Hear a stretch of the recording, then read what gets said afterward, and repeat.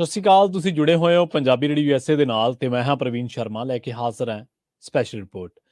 ਦੋਸਤੋ, ਸਿਆਸਤ ਬਾਰੇ ਕਿਹਾ ਜਾਂਦਾ ਕਿ ਸਿਆਸਤ ਦੇ ਵਿੱਚ ਜੋ ਹੁੰਦਾ ਉਹ ਦਿਖਦਾ ਨਹੀਂ ਤੇ ਜੋ ਦਿਖਦਾ ਉਹ ਅਸਲ ਦੇ ਵਿੱਚ ਹੁੰਦਾ ਨਹੀਂ ਹੈ।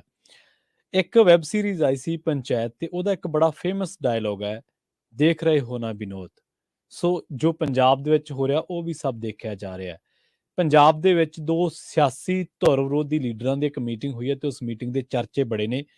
ਮੀਟਿੰਗ ਹੋਈ ਹੈ ਰਾਣਾ ਗੁਰਜੀਤ ਤੇ ਸੁਖਬੀਰ ਬਾਦਲ ਦੇ ਵਿਚਾਲੇ। ਜੀ ਹਾਂ, ਤੁਸੀਂ ਠੀਕ ਸੁਣ ਰਹੇ ਹੋ।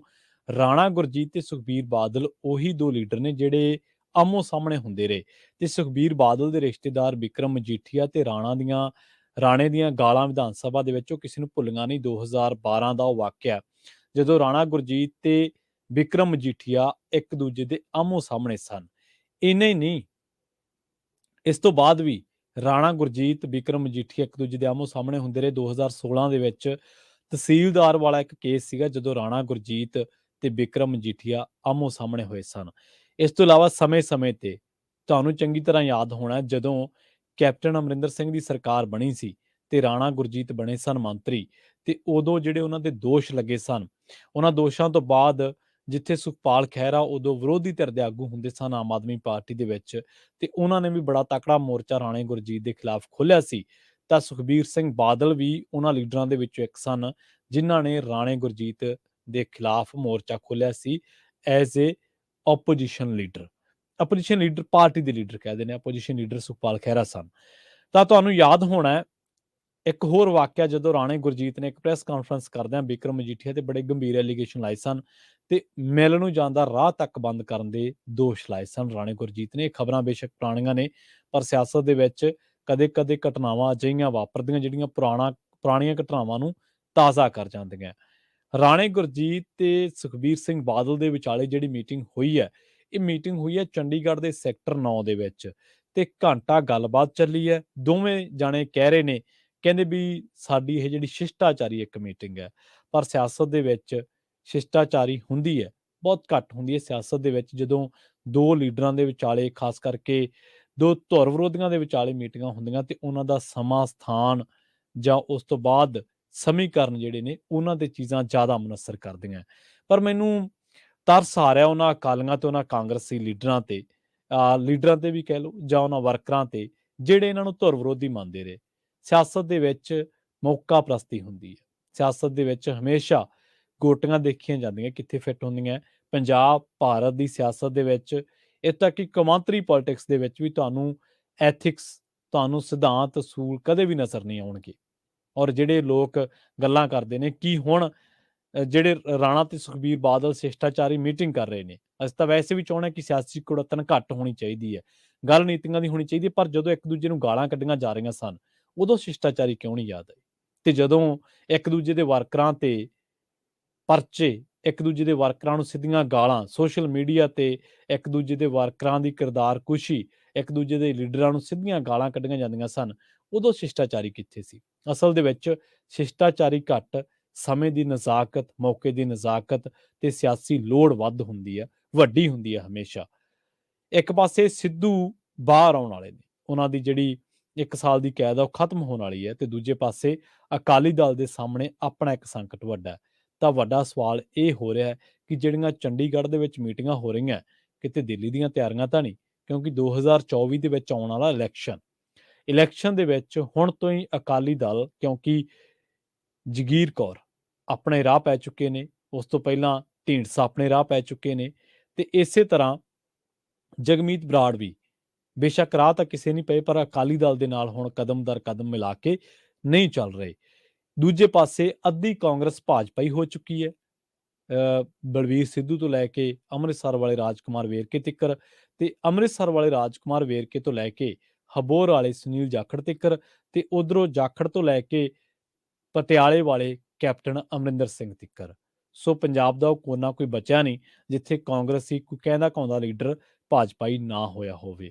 ਦੂਜੇ ਪਾਸੇ ਅੱਧੀ ਕਾਂਗਰਸ ਵਿਜੀਲੈਂਸ ਤੇ ਆਪਸੀ ਕਲੇਸ਼ ਦੀ ਮਾਰੀ ਪਈ ਹੈ। ਤੁਹਾਨੂੰ ਪਤਾ ਹੀ ਹੈ, ਤੁਸੀਂ ਵੇਖਿਆ ਪਿਛਲੇ ਦਿਨੀ ਕਾਂਗਰਸ ਦੇ ਵੱਡੇ ਲੀਡਰ ਨੂੰ ਆਪਸ ਦੇ ਵਿੱਚ ਖੇਬੜਦਿਆਂ ਤੇ ਤੁਸੀਂ ਵੇਖਿਆ ਭਾਰਤ ਭੂਸ਼ਣ ਆਸ਼ੂ, ਸਾਧੂ ਸਿੰਘ ਧਰਮਸੋਤ, ਸੰਗਤ ਸਿੰਘ ਗਿੱਲ ਜੀਆਂ ਜਾਂ ਹੋਰ ਕਈ ਵੱਡੇ ਲੀਡਰਾਂ ਦੇ ਨਾਮ ਆਏ। ਓਪੀ ਸੋਨੀ ਨੇ ਵੀ ਆਪਣੇ ਜਾਇਦਾਦਾਂ ਦਾ ਬਿਊਰਾ ਦਿੱਤਾ।